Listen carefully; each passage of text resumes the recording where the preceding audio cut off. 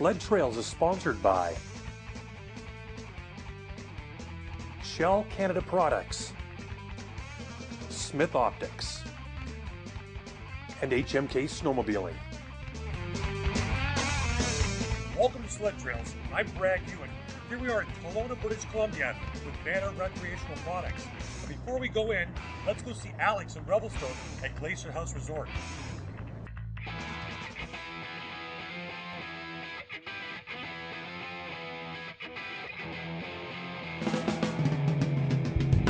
Hi, I'm Alex here, and I run Glacier House Resort and Great Canadian Snowmobile Tours here in Revelstoke, BC. And as you can see around us, we have a magnificent day in the mountains. It's probably about 5 degrees, nice and sunny. You can see the mountains in the background. It's just a gorgeous day in mid-February. And we get many days like this time of the year. Today we're riding on Boulder Mountain, which is one of the more popular areas. Other areas we ride here are like Frisbee Ridge and Mount Hall and Mount Crochet, via Coquelex. So there's many neat areas in the Revelstoke region.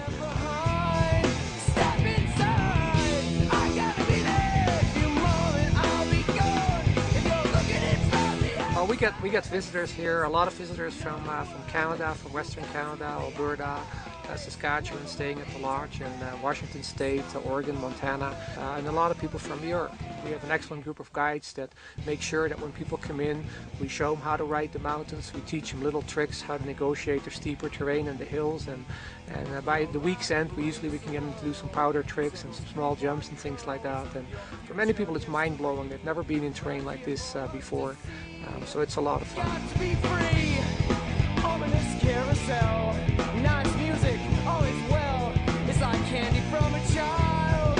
But it is physical, and a lot of our guests, when they come back, they love it to go into the swimming pool and relax in the hot tub. We have a sauna as well at the resort. And then we have 2 great gals that are providing massage services as well, where people after riding can relax and get a good massage and be fit as a fiddle the next day again. The resort further has a great restaurant and a great pub downstairs where people relax after riding, and that's a great way to be entertained at night.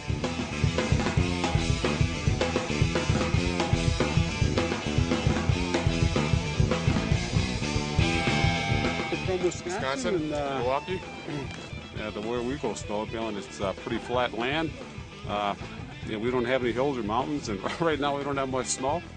So I'm looking through a snowmobile magazine and I see this ad for Revelstoke, the best place to whirl a snowmobile.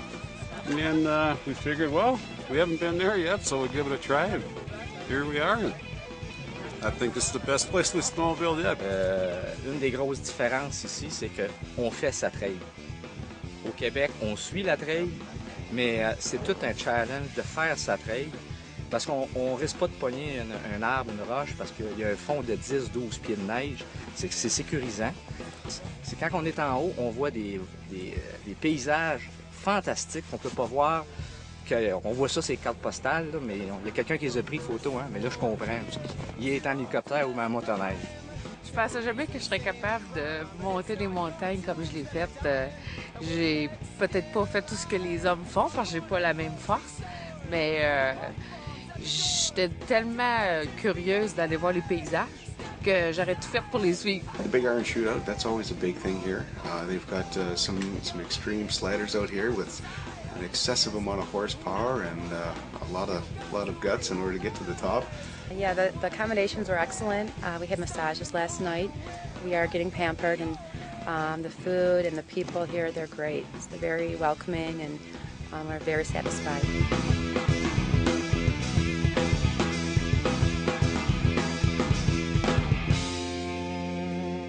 Yeah, we use Calgary and Kelowna as our gateways. We're shifting more and more towards Kelowna. WestJet has great flights in from overseas into Kelowna, and consequently it's only a 2-hour transfer to Revelstoke. It was a little rough, but we went fast, and to get back to the Turbo Hill, I think it's called, we took quite a bit of time to get there. It was fun. And then got into the back bowls, and it was fresh and untracked powder, and we were the first sleds in there, so we had a great day. It was just awesome. Sun shining and deep snow, and making first tracks. It was just something to dream of. Yeah, we're playing hooky and brought the whole family out. We got four kids and 5 sleds, and the little kids were zooming around on their little 120s today. Yeah, it's a great family vacation. It's something that we can all do and have fun at. So what are you going to say to your friends when you get back home, Joe? How's your week? Don't do it. Don't do it. More powder for me. Oh, keep all the kids home, huh? Yeah. We pick people up there with our buses and bring them to Revelstoke, and so a lot of people flying in from either Europe or the East are able to fly in, get into Glacier House Resort in the early evening, get dinner, and get all set up for the next morning. Oh, this is very addictive. Like a lot of people that once they come to Revelstoke and snowmobile with us as Great Canadian and stay at Glacier House, many of those guests will come back year after year, and because it's an experience that they cannot get anywhere else in the world.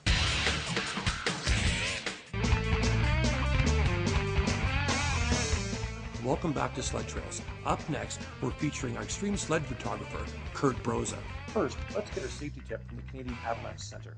Hi, I'm John Kelly with the Canadian Avalanche Center in Revelstoke, and I'm a public avalanche forecaster. We're going to be looking at a couple of key pieces of safety equipment, and one of the main pieces is an avalanche beacon. So we're going to look at a couple of different models, a digital and analog beacon, and have some ideas of how they work. Digital beacons tend to have a readout of distance and direction that will sort of point you towards a buried beacon, and an analog beacon usually works by beeps and sound. And people have gotten comfortable with one or the other method over the years, and there's no really better or worse one. It's just whatever you end up being more comfortable with. The proper place to wear your beacon is strapped right on your body, and the reason for this is in case you do get tumbled in an avalanche, the forces of the avalanche can be huge and it can rip clothes off your body. You want to make sure that when you do come to rest, your beacon is still attached. So mine, you can see it's attached with 2 straps and firmly, nice and snugly on my body. Of course, beacon is only one of the pieces of equipment you need. In order to be able to find someone who's buried under the snow, you're going to need 2 other key pieces of equipment. This one's a probe. It's a quick snap together device, and then now I have an ability to probe underneath the snow, so that when I get close to the beacon I can find somebody buried. And your shovel, avalanche shovel, and these are the 3 pieces that you must have together to find anybody in an avalanche.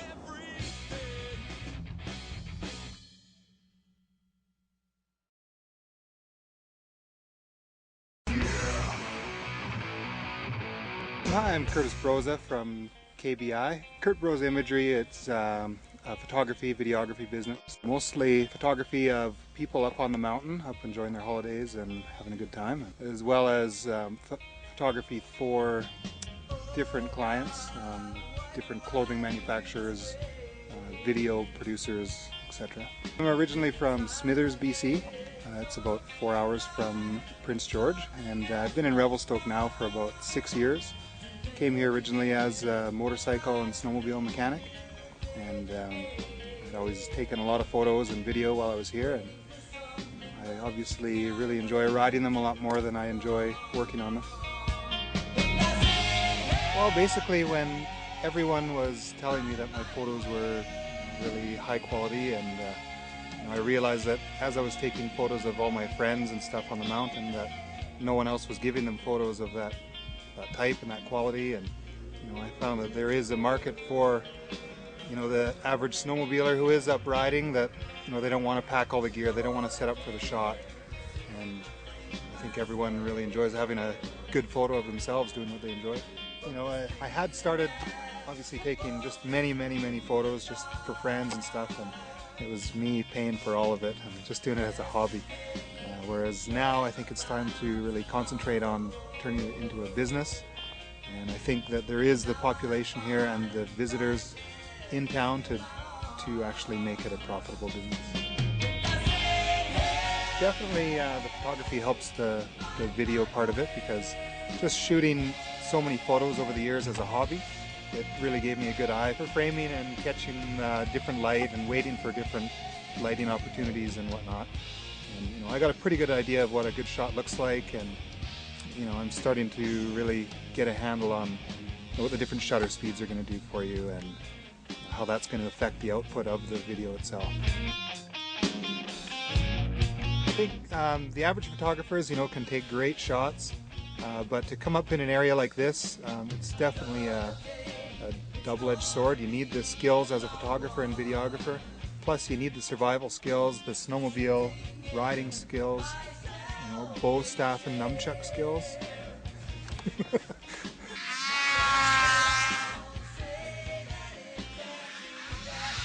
How you doing for lens clean and stuff? I work with a company out of Idaho Falls called Alticity, make snowmobile videos, and I supply their sponsors such as Boondocker Nitrous and 2B Clothing out of Sweden, and HMK Boots with photos of their gear and whatnot. I came up today with Ken Forbes from Keystone Machine. He's got an amazing, unique carbon fiber snowmobile that I'm covering and doing their promotional photography for.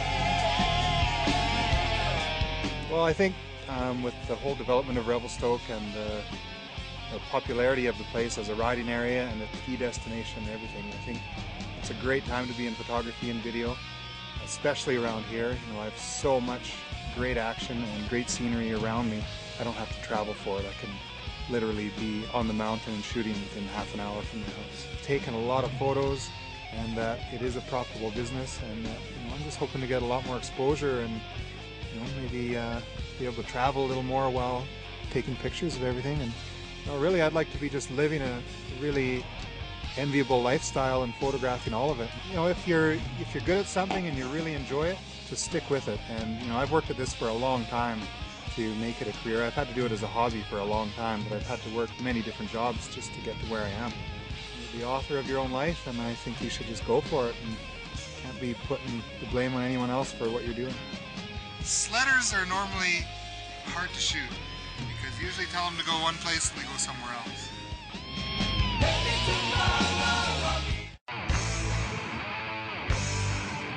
Hi, welcome back to Sled Trails. My name is Todd Belford, coming at you from Vernon, BC at Banner Recreational Products. Today we're going to cover another VRP tech tip.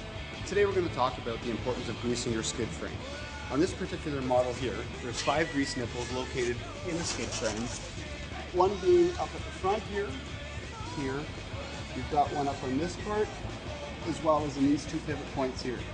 The importance of having it done is to prevent any corrosion, at the same time pushing any water in the cross shafts on your suspension, thus preventing any corrosion or any resistance through any of your moving components in your skid frame. Once you finish greasing the suspension of your snowmobile, you should never forget there is another grease nipple located underneath the secondary clutch virtually on every snowmobile, and it is the most often forgotten. It's located just down under here. It lubricates the carrier bearing for the front drive shaft, which is very important to always have lubricated at least twice a year. And now that we've located all the grease nipples on the sled, this is how easy it is. A couple quick pumps twice a year, and you're good for the season. And that's your BRP Tech Tip.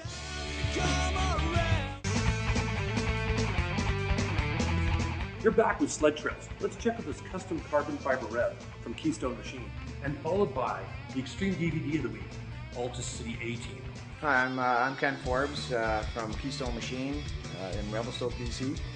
I've got a carbon fiber rev chassis that we just built and put on the snow, and we're pretty excited about it.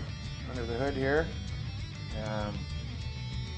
the steel, we've retained the aluminum bracing and stuff like that from the manufacturer. It's still here. I've had it all powder coated.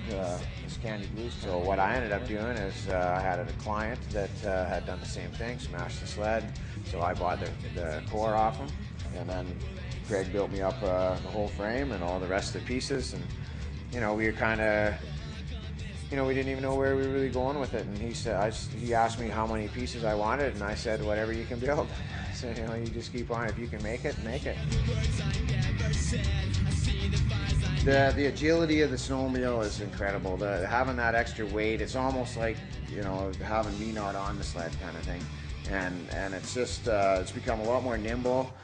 The lighter your chassis is, the better your suspension works, because you don't have to pack that extra weight and try to rebound it and that.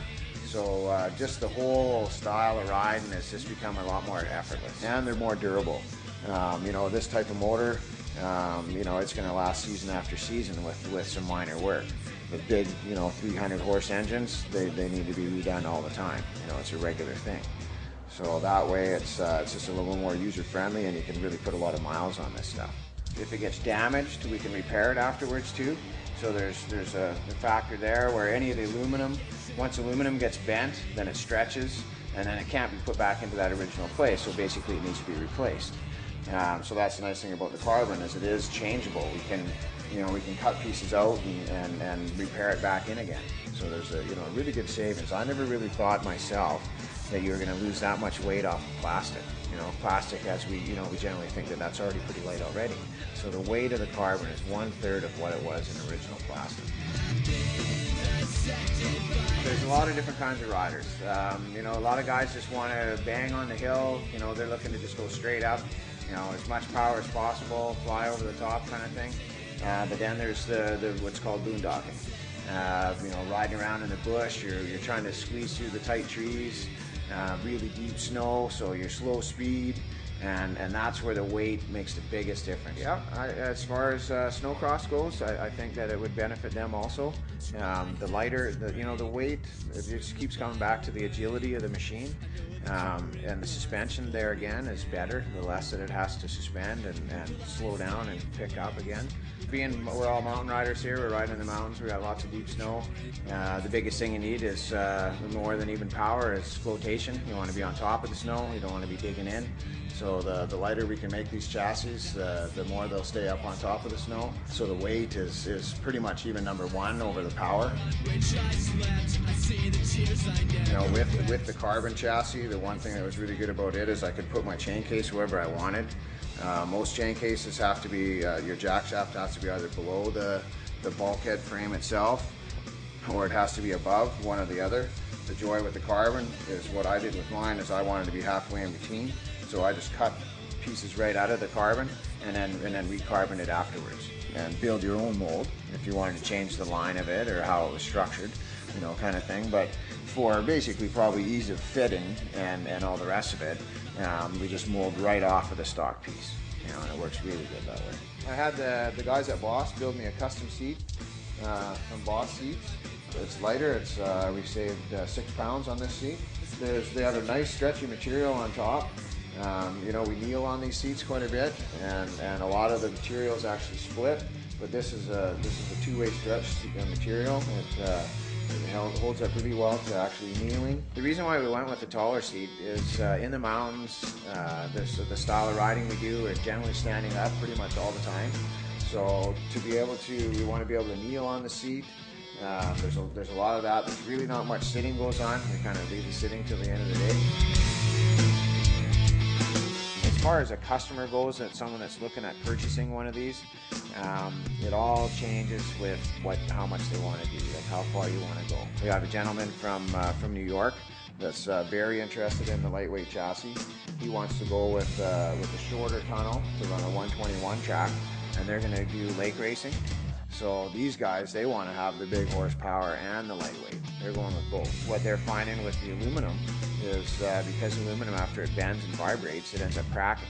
And they run at such a high speed on the ice and the hard trails that it actually fatigues the material and it starts cracking and breaking off. Where the carbon is a flexible composite that can flex and flex and flex and it won't break. It's endless, you know, what we can, you know, where we can go and what someone wants to do. It just depends on, you just got to come up with some ideas and a big check. I've dropped 100 pounds off of this one right now, and there's still more to go yet. Like there's a couple other parts that I'd like to put on here. I'd like this change to the Fox floater front shocks that don't let it spring at all. I'm pretty sure I can knock another 20 pounds off of it. Anybody that's interested in seeing this machine, we've actually got 2 of them here. Summertime, wintertime, my snowmobile's always in the shop. I can't seem to stay away from it. So if anybody wants to come down to Revelstoke and on a holiday or whatever it happens to be, stop in at Keystone Machine. We're easy to find, and we'll show you around.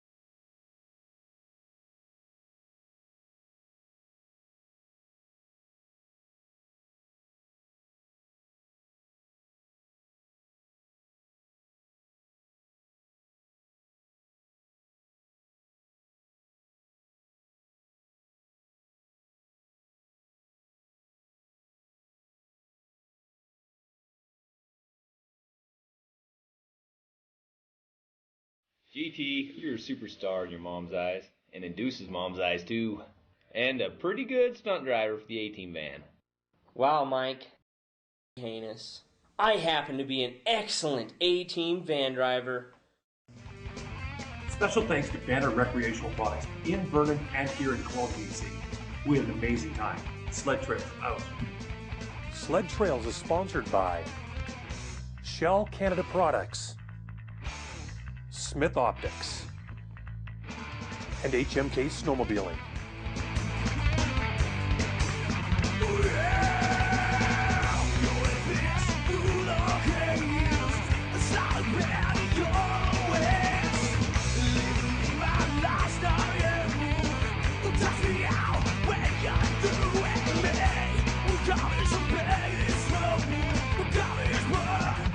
Look us up online, key search word Sled Trails.